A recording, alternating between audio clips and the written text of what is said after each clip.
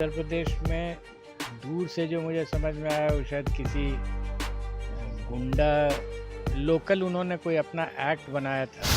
हमेशा सुधार की ज़रूरत आज से 20 साल पहले भी थी, आज भी है और कल भी रहेगी।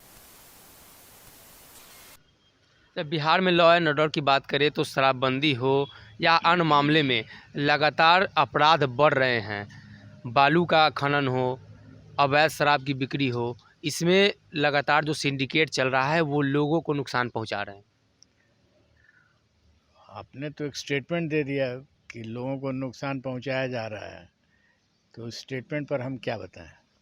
आप अपनी राय रखिए। आपने भी बिहार में पद संभाला है, पूरे बिहार की लॉ एंड ऑर्डर की व्यवस्था आपने भी संभाली है। सच पूछिएगा तो जो इधर अंदरूनी बात है बिहार पुलिस की और बिहार में व्यवस्था की, वो जानकारी मैं रखता नहीं हूँ। आपने देखा कि मैं शहर के बाहर रहता हूँ और अपने घर से बाहर निकलता भी नहीं हूँ। पढ़ाता हूँ बच्चों को और आराम से घर में रहता हूँ।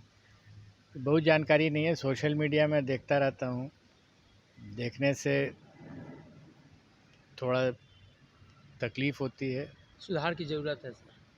हमेशा सुधार की ज़रूरत आज से 20 साल पहले भी थी, आज भी है और कल भी रहेगा। सुधार तो होना ही है। अच्छा, इसके लिए अंकुश लगाने को लेकर आपके मन में कोई प्लान है कि जो सिंडिकेट चल रहे हैं उसको उस पर अंकुश लगाया जाए? मेरी अपनी धारणा शुरू से जब से मैं पुलिस में आया था यही थी कि अपराध जो होता है वो आर्थिक होता है। मर्डर भी होगा तो लोग पैसा लेके मर्डर कर रहे हैं, पैसे के लिए करते हैं। अपराध पैसे के लिए ही होता है। तो किसी तरीके से जिस व्यक्ति को लाभ हो रहा है पैसे का और उसने अर्थ इकट्ठा कर लिया है, जायदाद बना लिया है, उस जायदाद को उससे महरूम कर दिया जाए तो उसका पूरा इंसेंटिव ही समाप्त हो जाता है। ये कार्रवाई शुरू की गई थी लेकिन वो बहुत दूर चली नहीं। अच्छा, उत्तर प्रदेश में जो कार्रवाई चल रही है उस कार्रवाई की भी बात कर रहे हैं क्या? उत्तर प्रदेश में क्या चल रहा है पता नहीं, किस कानून में कर रहे हैं। मैंने जो यहाँ किया था वो prevention of money laundering act के तहत किया था।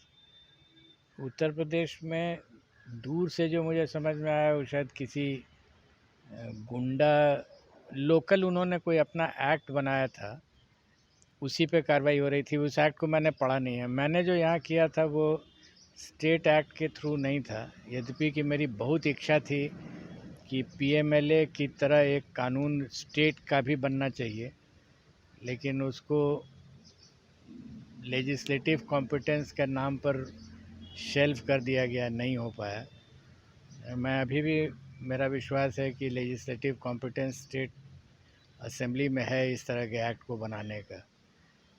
लेकिन अगर उस तरह का कोई एक्ट हो, नहीं भी है तो पीएमएलए तो है ही है, इन्फोर्समेंट डायरेक्टरेट के थ्रू कार्रवाई करने का।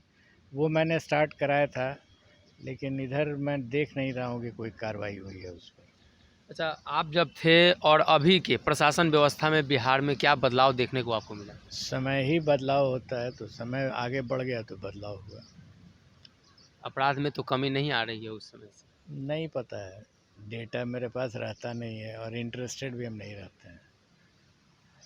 तो हमारे साथ थे अभयानंद सर, जिन्होंने तमाम मुद्दों को लेकर बोला है। ख़ास तौर पे बिहार में जब छात्रों का मुद्दा इन दिनों आया है तो लगातार ये चर्चा हो रही है कि बहाली को स्वच्छ और पारदर्शी बनाया जाए, लेकिन छात्र लगातार असंतुष्ट हैं, चाहे वो बिहार पुलिस की बहाली हो या केंद्र सरकार के द्वारा कोई भी बहाली कराई जा रही हो। एजेंसीज़ पर भी कई तरह के दावे किए जाते हैं, लेकिन आने वाले दिनों में पता चल पाएगा कि इस ग्रुप डी को लेकर और एनटीपीसी को लेकर जो बातें चल रही हैं उसमें केंद्र सरकार क्या निर्णय लेती है। फिलहाल इस खबर में इतना है। अगर ये वीडियो पसंद आई और वह बिहार के राजनीति और बिहारियत से सरोकार रखेनी तो सब्सक्राइब बटन दबा के चैनल के सब्सक्राइब कर ली।